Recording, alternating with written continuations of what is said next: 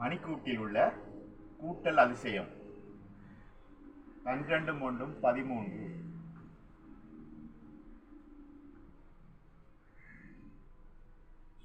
11 2 13 10 3 13 9 4 13 8 5 13 7 6 13. இதேபோல் கழித்தல் அதிசயம் ஒன்றை கவனியுங்கள். 12 6 கழிப்போமாக இருந்தால் 6 புறப்படும்.